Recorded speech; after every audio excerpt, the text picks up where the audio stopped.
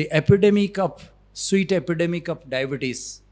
आज डायबिटीज़ एक मीठी बीमारी है, परंतु ये मीठी बीमारी एक आज महामारी का रूप ले चुकी है। तो इसके बारे में हम सुनेंगे। आपके लिए एक सुंदर सौगात लेके आया हूँ, सुनिए। आपके मन में प्रश्न उठता होगा कि ये महामारी क्या चीज़ है, एपिडेमिक क्या चीज़ है। वास्तव में कभी भी किसी समाज में, सोसाइटी में, किसी इलाका में, किसी गांव में अगर कोई एक बीमारी कुछ एक निर्धारित समय में बहुत तेज गति से फैली हुई दिखाई देती है तो उसको हम महामारी कहते हैं। प्राचीन काल में हमारे देश में कोई लाखों में एक किसी को डायबिटीज़ की बीमारी होती थी। आज हर शहर में, हर गांव में, घर घर में कहूँगा तो अत्युक्ति नहीं होगी, ये बीमारी इतनी तेज गति से बढ़ती जा रही है। जैसे पहले ज़माने में कलेरा होता था, हैजा होता था, या कोई दूसरी बीमारी होती थी महामारी के रूप में, तो गांव गांव साफ हो जाती थी। आज वो सारी बीमारियों को तो काफ़ी हद तक हम कंट्रोल कर लिए। हमारे पास बहुत अच्छी अच्छी दवाइयाँ हैं, हमारे पास टीका का व्यवस्था है, तो जिसके कारण आज ये बीमारियों को हम कंट्रोल कर चुके हैं और कर रहे हैं। लेकिन आज जो बीमारियां बहुत तेज़ गति से बढ़ती जा रही है वो डायबिटीज़, हाई ब्लड प्रेशर आदि आदि बीमारियां। तो आज डायबिटीज़ एक महामारी का रूप ले चुकी है। जहाँ जाओ, जिधर जाओ, जिसके घर में जाओ, जिस गांव में जाओ। दूसरा सवाल उठता है कि ये डायबिटीज़ क्या चीज़ है। डायबिटीज़ नाम हम आजकल कॉमन हो गया है, लेकिन आजकल लोग डायबिटीज़ नहीं कहते हैं। क्या कहते हैं? क्या कहते हैं? कहते हैं आपको शुगर है क्या? कोई डायबिटीज़ नहीं बोलता है, सभी कहते हैं शुगर। आपको शुगर है क्या? सभी कहेंगे हाँ शुगर है। सबके घर में शुगर है, घर घर में शुगर है, फिर भी बाजार में शुगर का रेट बढ़ता है क्यों जा रहा है पता नहीं। वहाँ शुगर महंगा होता जा रहा है और इधर सबको शुगर होता जा रहा है। तो ये शुगर की बीमारी जो कहते हैं ये कोई नई बीमारी नहीं है। बहुत प्राचीन काल में हमारे भारतीय आयुर्वेद शास्त्र में इसके बारे में वर्णन है।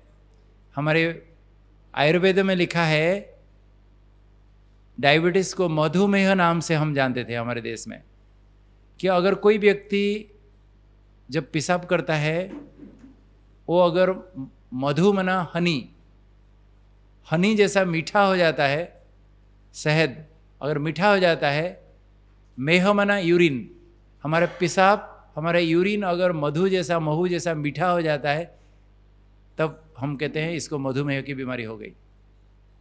क्यों होती है? हमारे खून में जब शुगर की मात्रा बढ़ जाती है, जैसे किसी डैम में पानी ज़्यादा हो जाता है तो क्या होता है?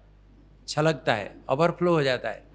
इसी प्रकार हमारे खून में शुगर की मात्रा जब ज़्यादा हो जाती है, हमारे पेशाब में वो शुगर छलकने लगता है, तो पेशाब भी मीठा हो जाता है। इसलिए इसको मधुमेह नाम से हमारे भारत में हजारों साल पहले लोग जानते थे। आज ये डायबिटीज़ शब्द तो बाद में पड़ा है, अंग्रेज लोग डायबिटीज़ शब्द दे दिए नाम, लेकिन हमारे देश में इसको मधुमेह कहा जाता था।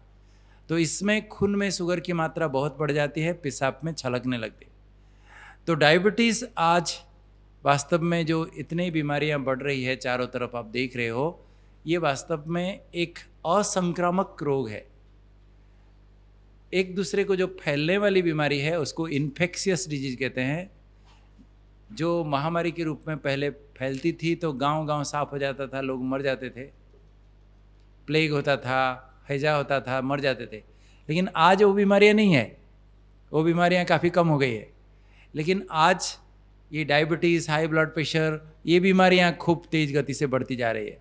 तो आज ये बीमारियां असंक्रामक रोग है, जो एक दूसरे को फैलने वाली बीमारी नहीं है, लेकिन ये बीमारी आज बहुत तेज़ गति से बढ़ती जा रही है। वो कौन सी बीमारियां हैं? सबसे पहला तो मुख्य बताया, जो सरदार है सबका, डायबिटीज़। दूसरा मुख्य सरदार है हाई ब्लड प्रेशर। तीसरा है हार्ट की बीमारियां। चौथा है स्ट्रोक, अर्थात ब्रेन के अंदर हमारे नस फट जाते हैं या चोक हो जाते हैं तो पैरालिसिस हो जाता है, अर्धांग हो जाता है, आदमी पैरालिसिस हो जाता है एक साइड एकदम। उसको हम लकवा भी कहते हैं। और पांचवा है कैंसर। कई प्रकार के कैंसर से आज लोग पीड़ित हैं। तो ये सब 5 बीमारियां जो बता रहा है, इसको हम नॉन कम्युनिकेबल डिजीज कहते हैं। ये बीमारियां बहुत तेज गति से बढ़ती जा रही है। तो डायबिटीज़ वास्तव में एक सिंगल बीमारी नहीं है, डायबिटीज़ एक डिसऑर्डर है। ये बीमारियों का एक समूह है और इसमें हमारे खून में शुगर की मात्रा लंबे समय तक बढ़ी रहती है। हमारे खून में जिसको भी डायबिटीज़ हो जाती है, उसके खून में शुगर लंबे समय तक बढ़ी रहती है, उसकी मात्रा बहुत ज़्यादा दिखाई देती है। कोई व्यक्ति को अगर सलाइन लगा दिया जाए, मान लो उसको डायरिया वोमिटिंग हो गया, हॉस्पिटल में दाखिल हो गया, उसको ग्लूकोज सलाइन लगा दिया, उसी वक्त अगर शुगर चेक करोगे तो शुगर ज़्यादा मिल सकता है, लेकिन उसको शुगर ज़्यादा मिला तो उसको डायबिटीज़ नहीं कहेंगे। लेकिन अगर किसी व्यक्ति का शुगर कभी भी चेक करो, महीनों तक जब भी देखो शुगर हाई मिल रहा है, तब हम कहेंगे उसको डायबिटीज़ हो गया। और इसका मेन एक कारण है कि हमारे शरीर में शुगर की मात्रा को मेंटेन करके रखने वाला जो एक हार्मोन है, हमारे शरीर में एक हार्मोन बनता है जिसका नाम इंसुलिन है। वो इंसुलिन हमारे खून में शुगर की मात्रा को बराबर मेंटेन करके रखता है। लेकिन किसी भी कारण से इंसुलिन अगर हमारे शरीर में ठीक से नहीं बन पाता हो या ठीक से काम नहीं कर पाता हो, तो हमारे खून में शुगर की मात्रा बहुत बढ़ जाती है। और लंबे समय तक हमारे खून में शुगर की मात्रा जब बढ़ जाती है तो ही क्या होता है, हमारे आँखों पर, हमारे ब्रेन पर, हमारे हार्ट पर, हमारे किडनी पर, हमारे पैरों पर, सब पर इसका बहुत बुरा असर होता है। तो diabetes it is a metabolic disorder, कोई सिंगल बीमारी नहीं है, ये बीमारियों का समूह मैं कह सकता हूँ। और ये अंदर आदमी का पूरा एक एक सेल तक इसका नुकसान पहुँचाता है।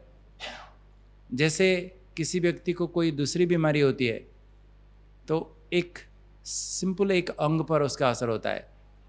मान लीजिए आपको कान में इन्फेक्शन हो गया, कान में ही वो सीमित रहता है। किसी के आंखों में खराबी हो गई, दांत का कुछ हो गया, लेकिन डायबिटीज़ पूरे सारे शरीर का एक भी अंग, एक भी सिस्टम को नहीं छोड़ता है, सारे शरीर पर बुरा असर करता है।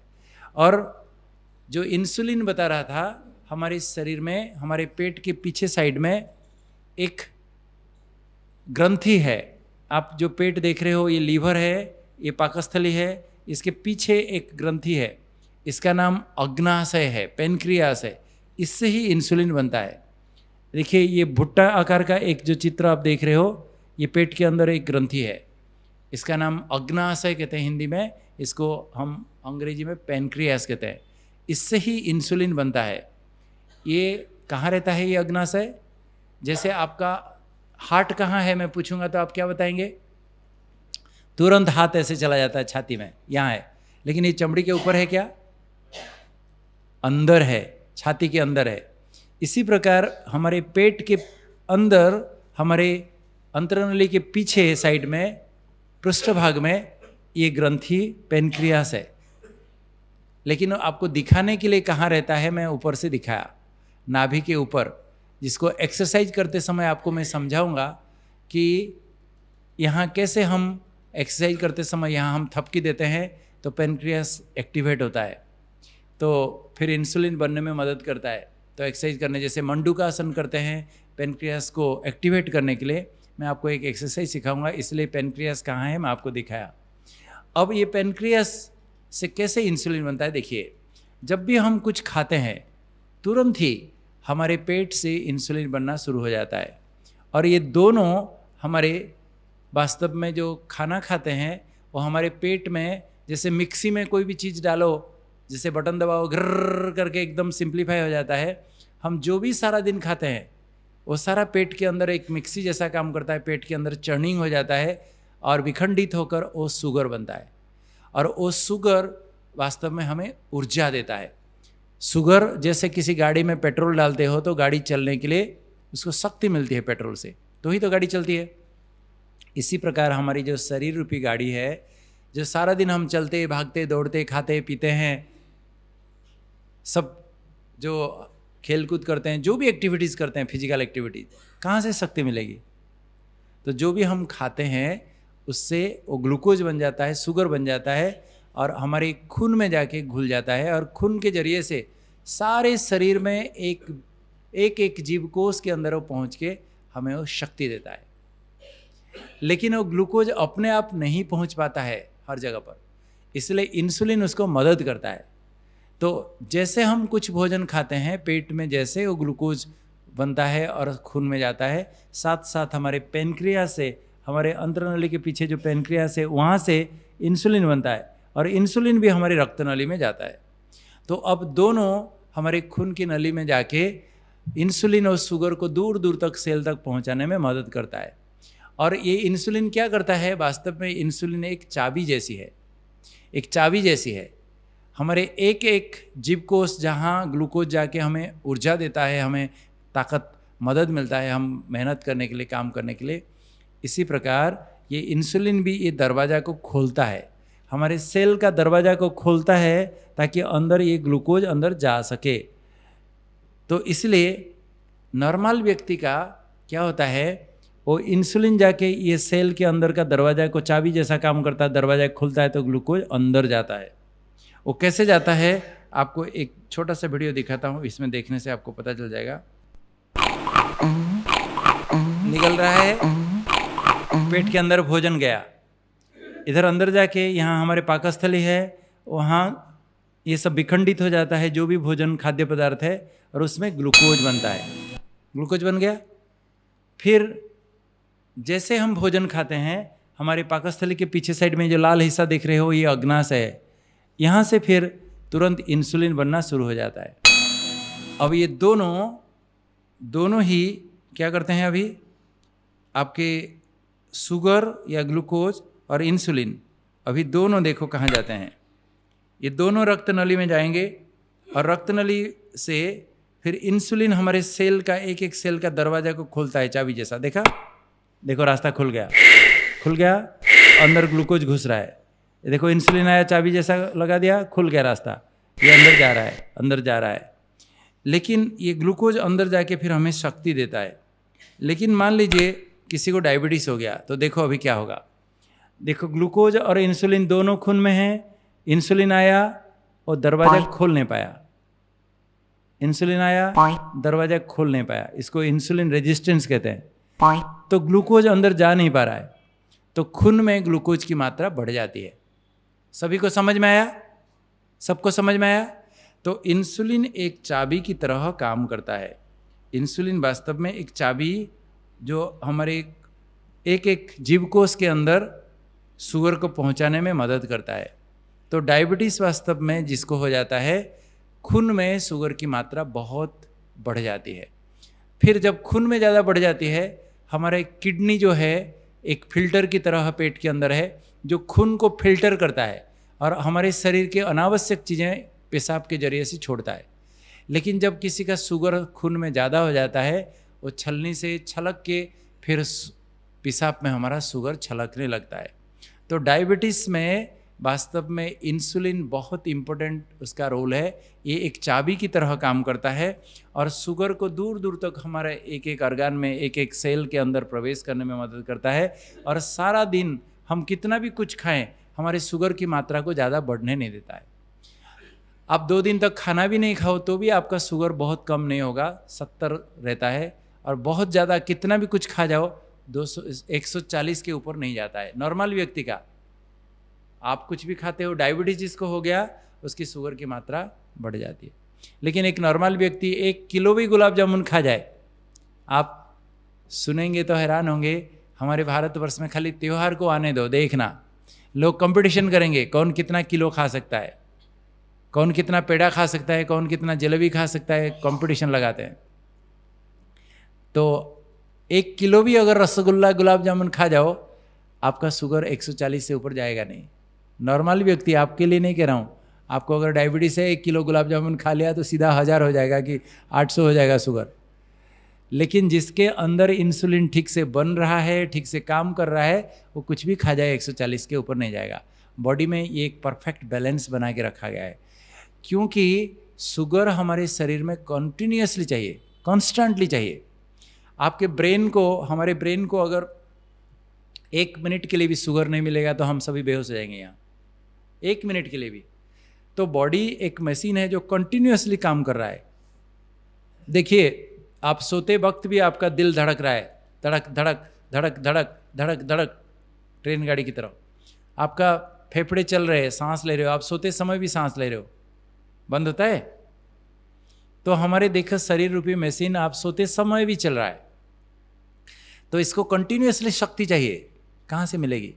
तो हम जो खाते हैं वो हमारे शरीर में वो जमा होकर रहता है, फिर खून में कंटिन्यूअसली ये इंसुलिन रेगुलेट करता है इसको, ताकि हमारे खून में शुगर की मात्रा बनी रहे। शुगर लो हो जाने से भी खतरा है, हाई हो जाने से भी खतरा है। जैसे किसी गाड़ी में पेट्रोल एकदम कम हो गया, पूरा रिजर्व से भी कम हो गया, क्या होगा? गाड़ी बंद हो जाएगी। और बहुत ज़्यादा ओवरफ्लो हो गया तो क्या होगा? तो भी गड़बड़ होगा।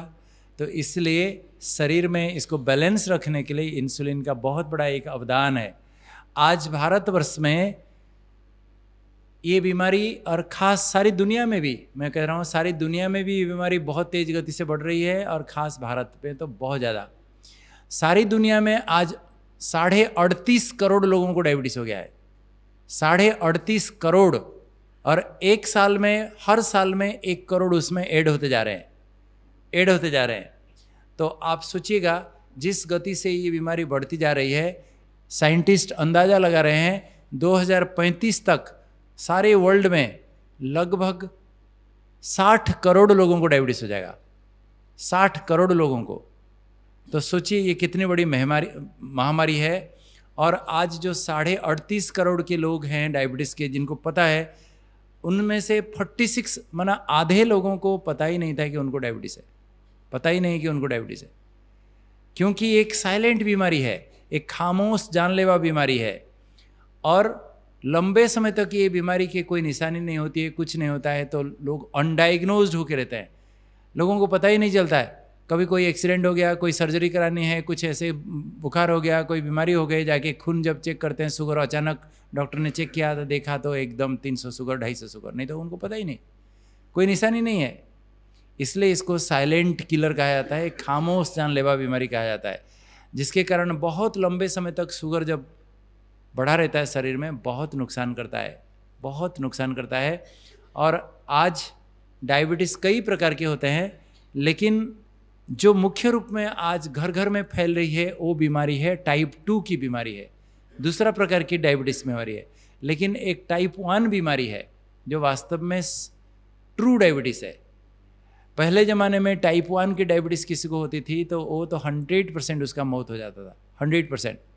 जब इंसुलिन प्राय लगभग 100 साल होने को आया है, जब से इंसुलिन बना है, आज करोड़ों लोग जिंदा है डायबिटीज़ होते हुए भी, करोड़ों लोग जिंदा है। तो मनुष्य के लिए इंसुलिन आज वास्तव में एक जीवदान है। तो टाइप 1 डायबिटीज़ छोटे छोटे बच्चों को होता है, माँ बाप को नहीं होते हुए भी होता है। वही वास्तव में वो बीमारी भी आज बहुत तेज़ गति से बढ़ती जा रही है। टाइप 2 की बीमारी जो आम सबको हो रहा है, वो तो देखा जाए तो 100 पेशेंट लोग हैं तो 95 लोगों को टाइप 2 की होगी, लेकिन जो टाइप 1 की बीमारी वो 5% ही है। तो आज टाइप 1 भी बहुत तेज़ गति से बढ़ती जा रही है। तो टाइप 1 आज सारे भारत में, सारे विश्व में देखा गया तो एक साल में, 2013 में एक साल में लगभग 80,000 बच्चे को टाइप 1 डायबिटीज़ हो गई थी, 80,000। तो आज हर देश में, चाहे अमीर हो चाहे गरीब हो, ये बीमारी बहुत तेज़ गति से बढ़ती जा रही है।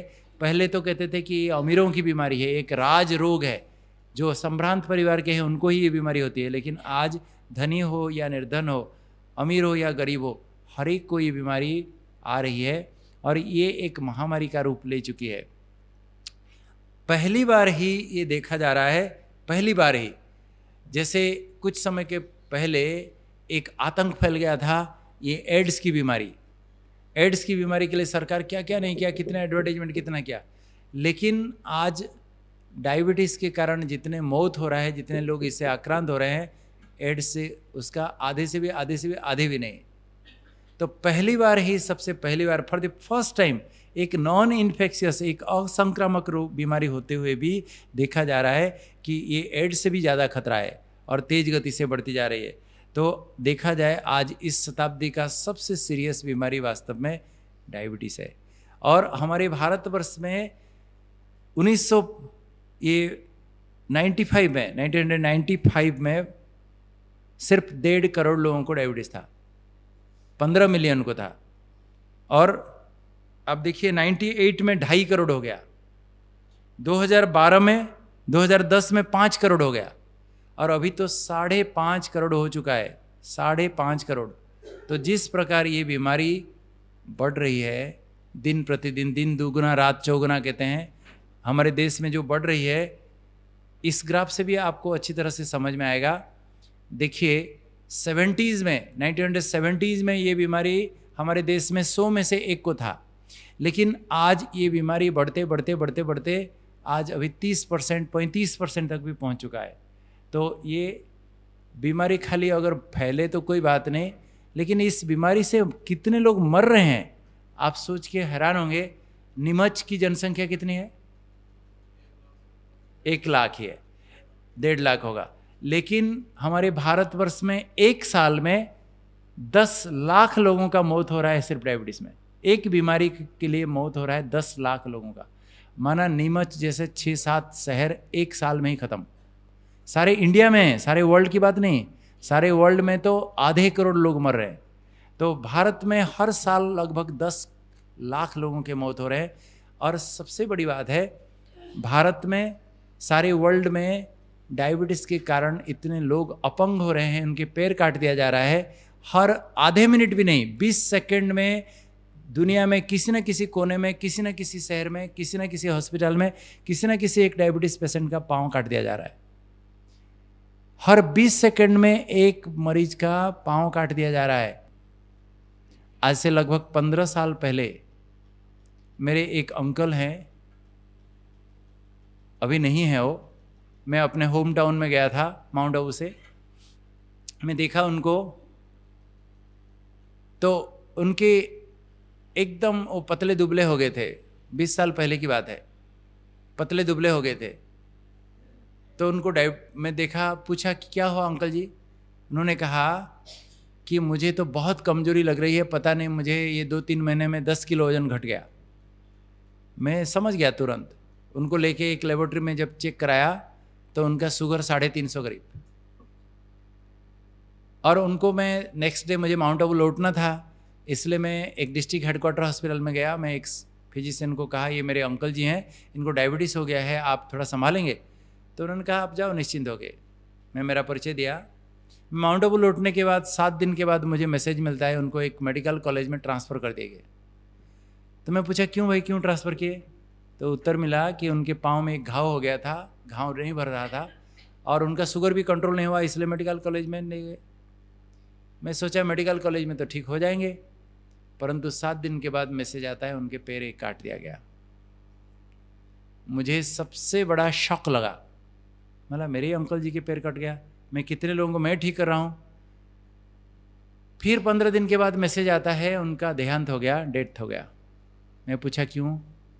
उनको इन्फेक्शन हो गया, सारे बॉडी में इन्फेक्शन फैल गया, डेथ हो गया।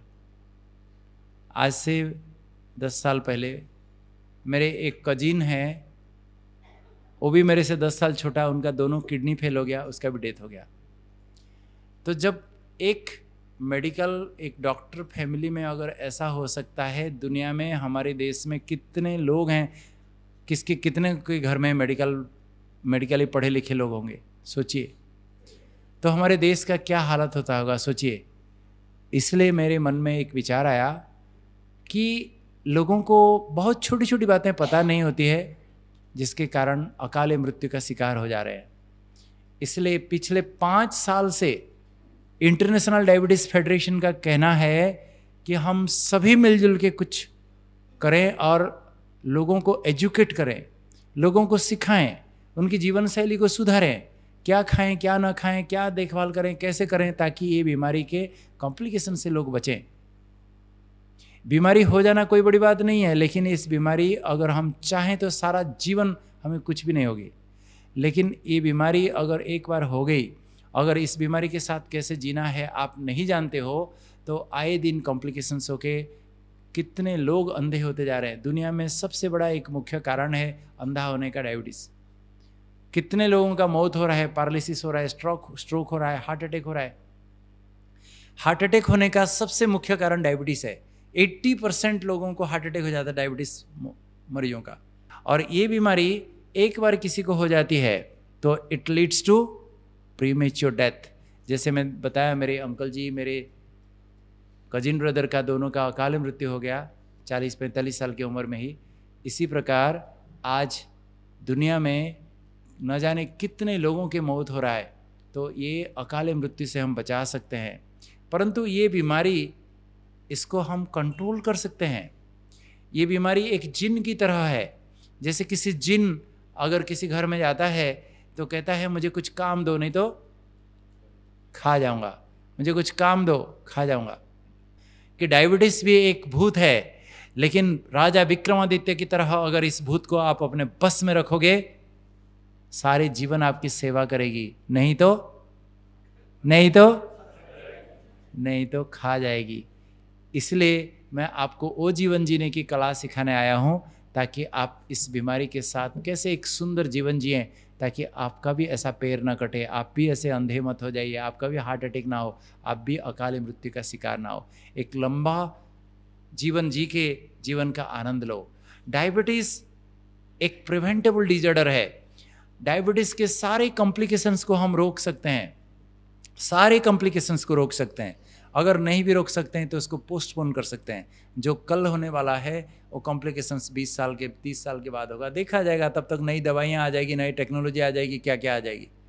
तो इसलिए इट इज़, जैसे हम एक्सीडेंट को रोकते हैं, जैसे हम आग को रोक सकते हैं, जैसे आतंकवादियों को रोका जाता है, इसी प्रकार diabetes is a completely preventable disorder. लेकिन एक बार ये बीमारी हो जाती है, ये परछाई की तरह हमारे पीछा नहीं छोड़ती है।